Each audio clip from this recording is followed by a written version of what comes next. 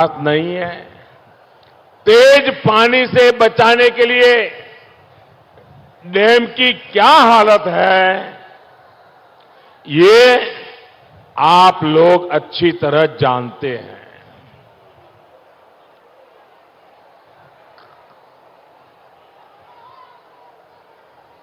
Amphan cyclone के समय आप लोगों की मदद करने के बजाय इन लोगों ने आपको ही लूट लिया।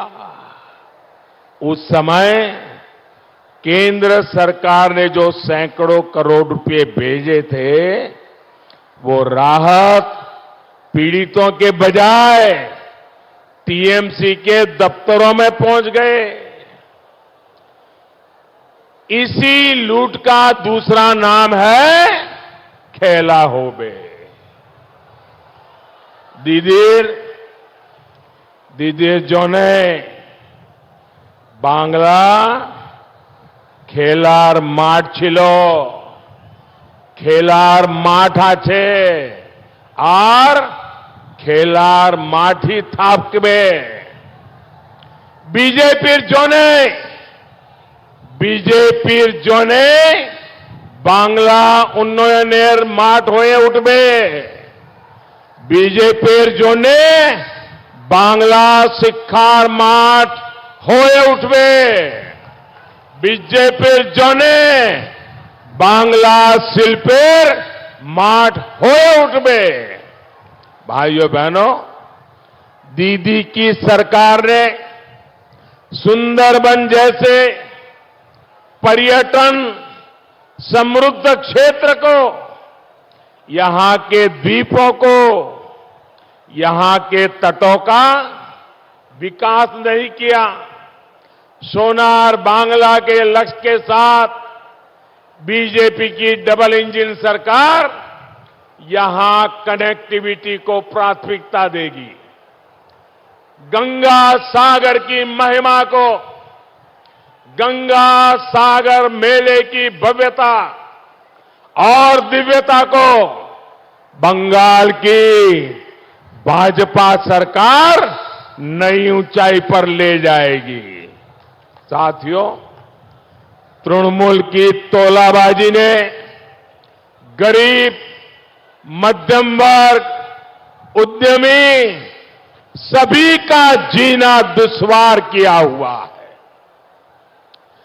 घर बनता है तो उसमें कटमनी, बच्चों के एडमिशन, जॉब की एप्लीकेशन, उसमें भी कटमनी, होम लोन हो, एजुकेशन लोन हो, अस्पताल में एडमिशन हो, हर जगह कटमनी, कटमनी, कटमनी। गरीबों, दलितों, पिछड़ों को इस स्थिति ने सबसे ज्यादा परेशान किया है। कोरोना काल में भाजपा सरकार ने दिल्ली से मुफ्त चावल भेजा तो उसमें भी कटमनी, गरीब की थाली में भी कटमनी। प्रधानमंत्री आवास योजना के तहत पूरे देश में करोड़ों घर बने। बंगाल में केंद्र सरकार ने 30 लाख से ज्यादा घर गरीबों के लिए स्वीकृत किए हैं, लेकिन कटमनी के कारण यहां अनेक गरीबों के घर अधूरे पड़े हैं। हर घर जल, इस मिशन के लिए भी केंद्र की बीजेपी सरकार ने सैकड़ों करोड़ रुपए भेजे, लेकिन तृणमूल सरकार ने उसका पूरा उपयोग भी नहीं किया। इन सारी स्थितियों को बदलने का काम बंगाल की बीजेपी सरकार करेगी। साथियों, टीएमसी सरकार की नीतियों का बहुत बड़ा नुकसान हमारे किसान भाई बहनों ने उठाया है।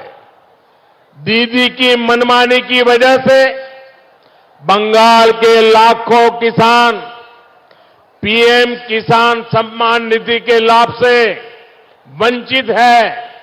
साथियों, किसान सम्मान योजना के तहत पूरे देश में 10 करोड़ से ज्यादा किसानों के बैंक खातों में 1.25 करोड़ रुपए से ज्यादा जमा कराए जा चुके हैं। 1.25 करोड़ 10 करोड़ किसानों के खाते में, कोई कटमनी नहीं, सीधा सीधा। बीते 3 वर्षों में देश भर के किसानों के बैंक खातों में सीधे पैसे ट्रांसफर हुए हैं। लेकिन दीदी ने बंगाल के किसानों से न जाने किस बात की दुश्मनी निभाई है। उन्होंने बंगाल के एक भी किसान को इस योजना से जुड़ने ही नहीं दिया। केंद्र सरकार कहती रही, किसानों के नाम मांगती रही, उनके बैंक के अकाउंट मांगती रही, लेकिन दीदी ने यहां के किसानों की परवाह नहीं की। ऐसे जैसे किसानों को सजा करने का मन बना लिया था। अब मैं जब आज बंगाल की धरती पर खड़ा हूं, बंगाल की पवित्र धरती पर खड़ा हूं, बंगाल के वीरों की धरती पर खड़ा हूं, तब मैं आज बंगाल के मेरे किसान भाइयों बहनों को भरोसा देना चाहता हूं। मेरे किसान भाइयों बहनों, आप सुन लीजिए मेरी बात को, और 2 मई के बाद मेरे से हिसाब मांगना, मैं हिसाब देने के लिए आऊंगा। जैसे ही 2 मई को बंगाल में बीजेपी की सरकार बनेगी, तुरंत ही पीएम किसान योजना का लाभ आप तक पहुंचाने की प्रक्रिया शुरू कर दी जाएगी। बंगाल के एक एक किसान के बैंक खाते में, प्रत्येक किसान के बैंक खाते में 18,000 रुपया सीधा उसके खाते में ट्रांसफर कर दिया जाएगा। पिछले 3 साल की पूरी राशि हर किसान के बैंक खाते में सीधी भेजी जाएगी। आज दीदी आपके इस अधिकार के सामने दीवार बन के खड़ी है, लेकिन ये दीवार हटते ही आपके बैंक खाते में सीधे ये पैसा भेजा जाएगा। आपके अधिकार का एक एक टका आपको सीधे ट्रांसफर किया जाएगा। पीएम किसान सम्मान योजना बंगाल में डबल इंजन के डबल बेनिफिट के साथ लागू होगी। साथियों, दीदी की सरकार ने यहां के हमारे मछुआरे भाई बहनों को भी सिर्फ तोलाबाजी दी है। दीदी की सरकार ने मत्स्यजीवियों के लिए बनाए गए प्रकल्प मत्स्य संपदा योजना को रोका। डबल इंजन सरकार इस योजना को यहां तेजी से लागू करेगी ताकि मछली का व्यापार कारोबार आसान हो। बंगाल की बीजेपी सरकार मछुआरों के बैंक खाते में भी सीधी मदद देगी। भाइयों और बहनों, दीदी की सरकार ने इस क्षेत्र में ईज ऑफ क्राइम को बढ़ावा दिया। डबल इंजन सरकार यहां ईज ऑफ डूइंग बिजनेस को बढ़ाएगा। सी फूड की प्रोसेसिंग से जुड़े उद्योगों, जयनगर की मोआ मिठाई, सुंदरबन के ऑर्गेनिक शहद, ऐसे हर उत्पादों को यहां प्रोत्साहित किया जाएगा।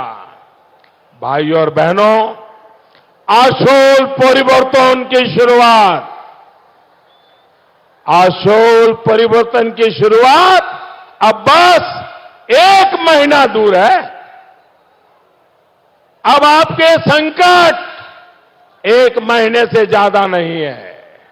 मुझे पता है कि यहां कुछ लोग अभी भी जनता के लोकतांत्रिक अधिकार में रोड़े अटकाने में जुटे हैं।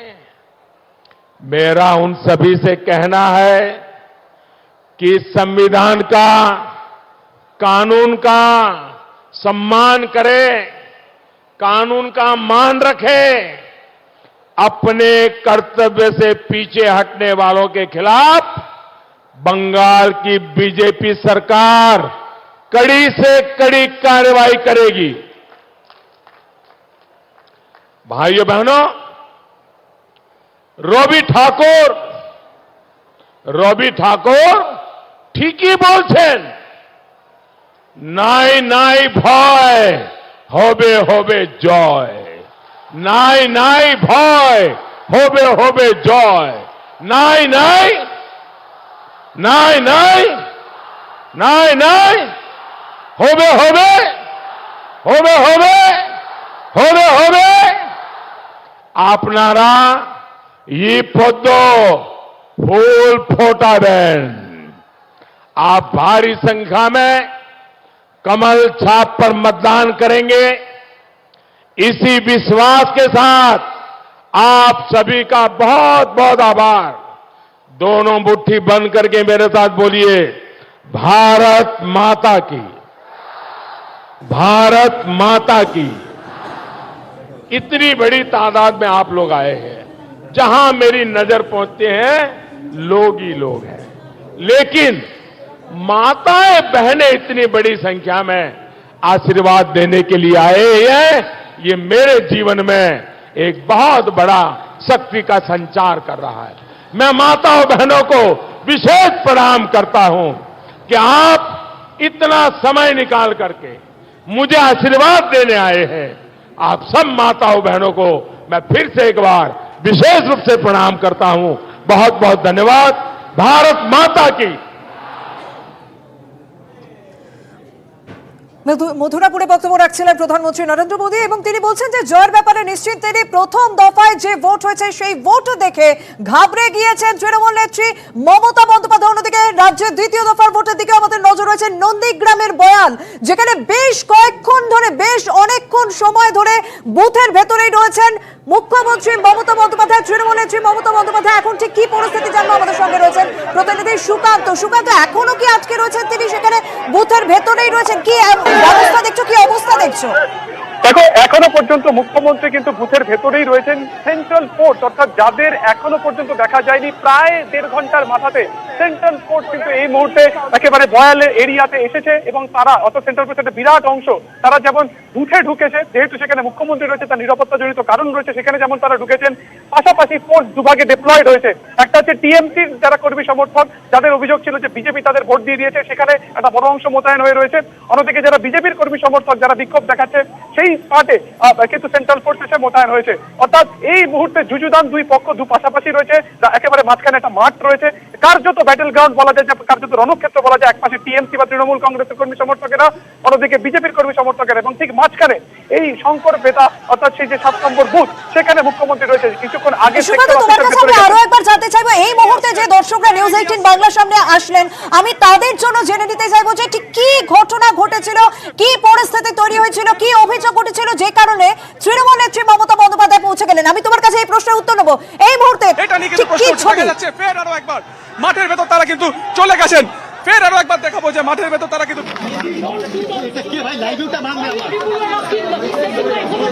What is the intention?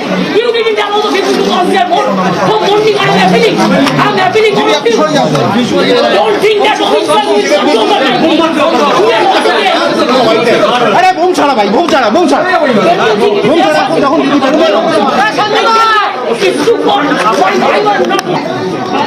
ভাই তোমরা পাবলিককে ভোট দিতে অ্যালাউ করো প্লিজ মাই রিকোয়েস্ট টু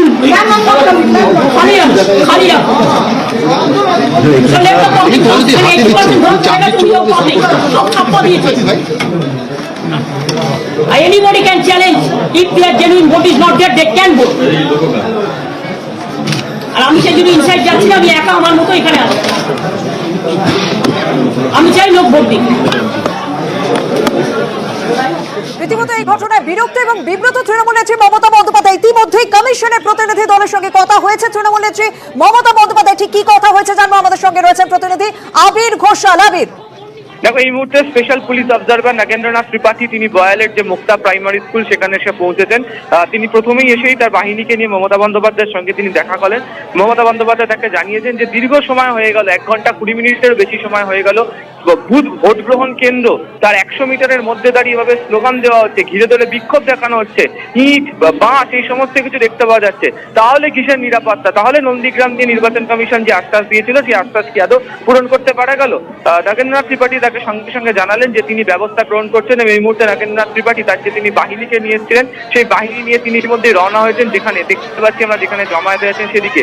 অন্যদিকে যে স্পেশাল অবজারভার যারা এসেছিলেন কিছুক্ষণ আগে কথা বলার জন্য তাদের সঙ্গে তিনিও সিআরপিএফ সেকশনকে নিয়ে এসেছেন, তারা এখানে প্রস্তুত হচ্ছে। অন্যদিকে এই ভোট গ্রহণ কেন্দ্রের জন্য যে নিরাপত্তা রক্ষীরা কেন্দ্রীয় বাহিনীর যারা জওয়ানরা ছিলেন তারা ইতিমধ্যে প্রস্তুত হয়েছেন এবং ইতিমধ্যে স্পেশাল অবজারভার যেটা জানিয়েছেন যে কিউআরটি কুইক রেসপন্স টিমকে ডেকে পাঠানো হয়েছে, তারাও দ্রুত এই বয়ালের যে স্কুল মাঠ সেখানে এসে পৌঁছবেন এবং তারপর সরানোর চেষ্টা করবেন। কিন্তু বিষয়টা হচ্ছে যে 1 ঘন্টা 20 মিনিট ধরে একাধিক সময় ধরে শোনা যাচ্ছে চেষ্টা হবে, বাহিনী আসছে, কিন্তু দেখতে পাওয়া গেল বাহিনী এসে পৌঁছলেই 10 মিনিটের সময়ের মধ্যে ব্যবধানে। তাহলে নন্দীগ্রাম নিয়ে কেন এই যে নিরাপত্তার কেন এই অবস্থা সেই প্রশ্ন। তবে এখনো পর্যন্ত কেউ কোনো জায়গা থেকে সরেননি, শুধুমাত্র এই যে একদম আমি তোমার সঙ্গে কথা বলো, তুমি আমাদের সঙ্গে থাকো।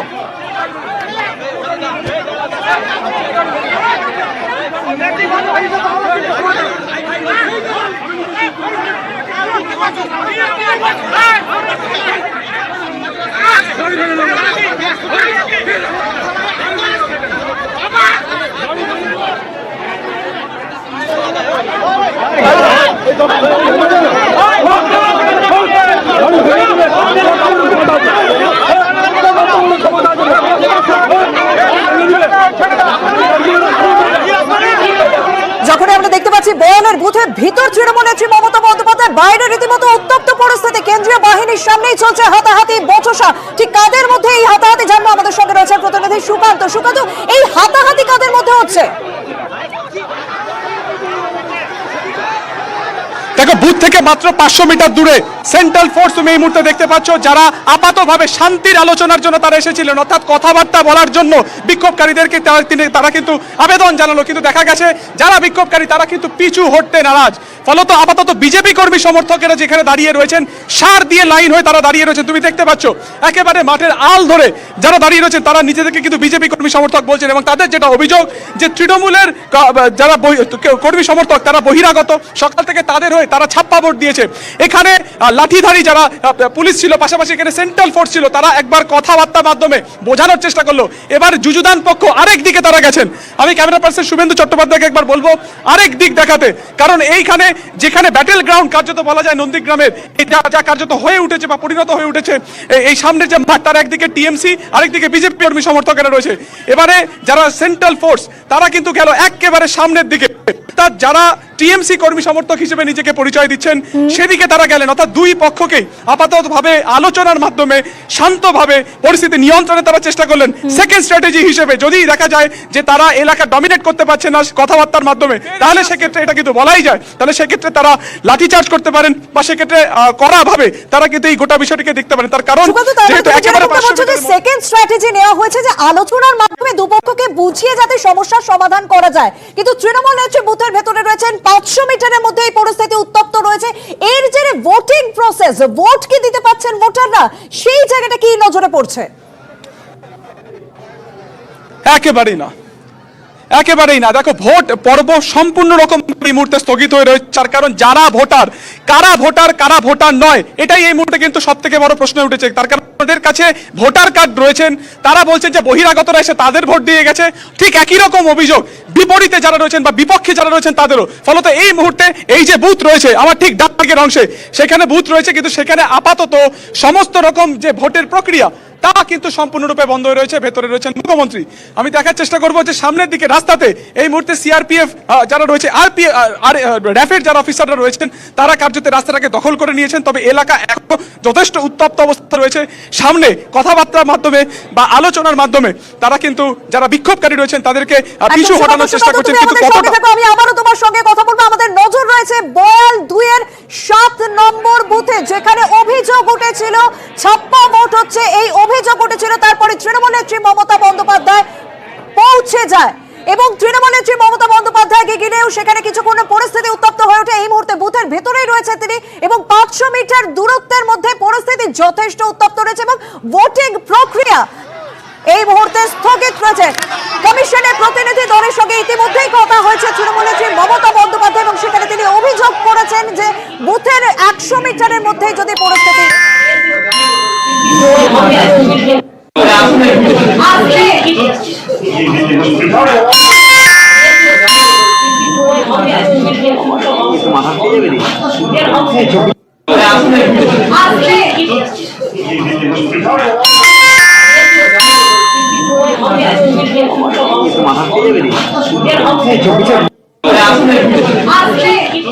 আমরা শুনলাম এবং আমাদের প্রতিনিধি আবির ঘোষাল যেরকমটা বলছিল। আবির, তুমি যেরকমটা বলেছে, প্রতিনিধি দলের সঙ্গে যখন কথা হয়েছে তখন নিরাপত্তা নিয়ে প্রশ্ন তুলছেন তৃণমূল নেত্রী মমতা বন্দ্যোপাধ্যায়। যদি 100 মিটারের মধ্যে এত লোক থাকে তাহলে নিরাপত্তা কোথায় রয়েছে? ঠিক তার অভিযোগটা কি বললেন এবং তার পাশাপাশি একটা বিষয় পরিষ্কার হতে চাইবো, কার্যত কি নিরাপত্তা প্রশ্ন তুলে তৃণমূল নেত্রী মমতা বন্দ্যোপাধ্যায় এই বুথের ভেতরে আটকে রইলেন? প্রথম বিষয়টা হচ্ছে যে তার এখান থেকে বেরোনোর কোনো ব্যবস্থার কোনো জায়গাতে নেই। তার কারণ যে অপ্রীতিকর পরিস্থিতি এখানে তৈরি হয়ে রয়েছে, তাতে মমতা বন্দ্যোপাধ্যায়ের মতো জেড ক্যাটাগরি সুরক্ষা যিনি পান, তাকে বার করাটা যে কোনো মুহূর্তে একটা বিপজ্জনক বা অন্য ধরনের কোনো ঘটনা ঘটতে পারে এবং বাহিনীও এখানে সে অর্থে ছিল না। মমতা বন্দ্যোপাধ্যায়ের যে নিরাপত্তা রক্ষী রয়েছে, একটা জেড ক্যাটাগরির যে নিরাপত্তা রক্ষী থাকে, সেই জেড ক্যাটাগরি নিরাপত্তা হিসাবে পাওয়ার জন্য তিনি এখানে এসে পৌঁছলেন। কিন্তু তারপরে যেভাবে হচ্ছে গোটাই এই যে ভোট গ্রহণ কেন্দ্র, তাকে ঘিরে বিভিন্ন দিক থেকে কারুর হাতে হচ্ছে আমরা দেখলাম হচ্ছে নেশার বোতল, কারুর হাতে হচ্ছে ইট, কারুর হাতে হচ্ছে বাঁশ, এই সমস্ত কিছু নিয়ে তারা জমায়েত হতে শুরু করলেন। তারা এগিয়ে আসলেন, পরস্পরের সঙ্গে তারা মারামারি করতে শুরু করলেন। তাতে এই পরিস্থিতিতে দাঁড়িয়ে এই প্রশ্নটা ভীষণ রকম ভাবে উঠতে শুরু করলো, তাহলে একটা ভোট গ্রহণ কেন্দ্রের 100 মিটারের মধ্যে 200 মিটারের মধ্যে এই জমায়েত, এই ধরনের জিনিসটি সেটা কিভাবে হচ্ছে সম্ভব? এবং আমি তোমাকে বলছি 1:40 মিনিটে মমতা বন্দ্যোপাধ্যায় এখানে পৌঁছেছেন। এখন প্রায় 3:20 বাজতে চললো। প্রায় এতটা সময় ধরে তিনি এখনো পর্যন্ত এখানে রয়েছেন। 3টের সময় আমরা দেখলাম যে ইলেকশন অবজারভার তিনি আসছেন, 3:10 স্পেশাল অবজারভার নাগেন্দ্রনাথ ত্রিপাঠী তিনি আসছেন। ফলে পরিস্থিতি এখনো পর্যন্ত নিয়ন্ত্রণে নয়। আমরা এখনো দেখতে পাচ্ছি নাগেন্দ্রনাথ ত্রিপাঠী, তার সঙ্গে কেন্দ্রীয় বাহিনী যারা জওয়ানরা রয়েছে, আইটিবিপির জওয়ানরা রয়েছে, তাদেরকে সঙ্গে নিয়ে তিনি মাঠের মধ্যে নেমেছেন, আবারও বোঝানোর চেষ্টা করছেন। তবে কোনোভাবেই কোনো মানে ভিড়কে এখনো পর্যন্ত সরানো এখান থেকে সম্ভব হয়নি। সেই জমায়েত এখনো পর্যন্ত রয়ে গিয়েছে। তবে তিনি আশ্বস্ত করেছেন যে মমতা বন্দ্যোপাধ্যায়কে এখান থেকে বার করার জন্য এবং তার সুরক্ষা সংক্রান্ত যাবতীয় যে ব্যবস্থা তা গ্রহণ করা হবে এবং সেই প্রস্তুতি ইতিমধ্যে নেওয়ার কাজ শুরু হয়েছে। অর্থাৎ তৃণমূল নেত্রীকে বের করে আনার যথেষ্ট ব্যবস্থা নেওয়া হবে। কিন্তু একটা বিষয় ভীষণভাবে উল্লেখযোগ্য, 1:40 গিয়েছেন তৃণমূল নেত্রী মমতা বন্দ্যোপাধ্যায়, এখন 3:20 বাজতে চলো, এখনো বয়াল 2 এর 7 নম্বর বুথেই রয়েছেন তৃণমূল নেত্রী মমতা বন্দ্যোপাধ্যায় এবং এই বুথ চত্বরে নিরাপত্তা নিয়ে প্রশ্ন তুলছেন তিনি। আর কিছুক্ষণ আগেই আমাদের প্রতিনিধি সুকান্ত যেরকমটা জানানো যায়, ভোট প্রক্রিয়া রীতিমতো স্থগিত। আমরা জানি যে 6:30 অব্দি ভোট রয়েছে, কিন্তু প্রায় 1:40 থেকে 3:20 অব্দি পর্যন্ত যে রণক্ষেত্র পরিস্থিতি বয়াল 2 এর 7 নম্বর বুথে, কার্যত ভোট প্রক্রিয়া স্থগিত। এই মুহূর্তে যা খবর রয়েছে, তৃণমূল নেত্রী মমতা বন্দ্যোপাধ্যায় তিনি এই বুথের ভেতর থেকেই রাজ্যপাল জগদীপ ধনখড়কে ফোন করেন।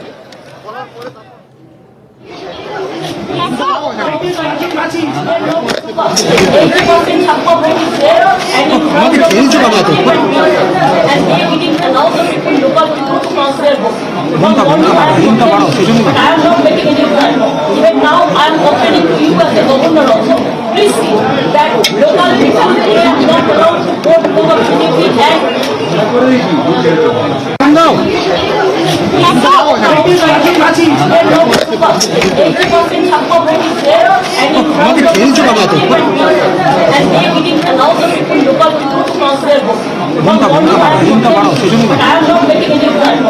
now, I am opening to you as the governor also. Please see that local people they are not allowed to vote over PDP and বুথের ভেতর তৃণমূল নেত্রী মমতা বন্দ্যোপাধ্যায় সেখান থেকে রাজ্যপাল জগদীপ ধনখড়কে ফোন করে তিনি তার সমস্ত অভিযোগের কথা জানালেন এবং ইতিমধ্যে রাজ্যপাল জগদীপ ধনখড় তিনি টুইট করেছেন। তিনি টুইট করে বলেছেন আইন অনুযায়ী ব্যবস্থা নেওয়া হবে। কমিশনের প্রতিনিধি দলের সঙ্গে কথা হয়েছে তৃণমূল নেত্রী মমতা বন্দ্যোপাধ্যায়ের সঙ্গে এবং তিনি কথা বলেছেন রাজ্যপাল জগদীপ ধনখড়ের সঙ্গেও। রাজ্যপাল জগদীপ ধনখড় ইতিমধ্যে সেই টুইট আমরা নিউজ 18 বাংলা দর্শকদের সামনে তুলে ধরছি যে আইন অনুযায়ী ব্যবস্থা নেওয়া হবে টুইট করে জানিয়েছেন রাজ্যপাল জগদীপ ধনখড়। কিছুক্ষণ আগেই বয়াল 2 এর 7 নম্বর বুথে তৃণমূল নেত্রী মমতা বন্দ্যোপাধ্যায় 1:40 থেকে 3:20 অবধি 3:20 বাজতে চললে এখনো পর্যন্ত তিনি আটকেই রয়েছেন, সেখানে রয়েছেন এবং সেখান থেকেই রাজ্যপালের সঙ্গে কথা বলেন তিনি। যদিও কেন্দ্রীয় বাহিনী পৌঁছে গিয়েছে, কুইক রেসপন্স টিম তাদেরকেও ডেকে পাঠানো হয়েছে এবং বাইরে যে জমায়েত 200 মিটারের মধ্যে এবং 500 মিটারের মধ্যে যে রণক্ষেত্র পরিস্থিতি, সেই পরিস্থিতি আলোচনার মাধ্যমে সমাধান করা চেষ্টা চালাচ্ছে বাহিনী।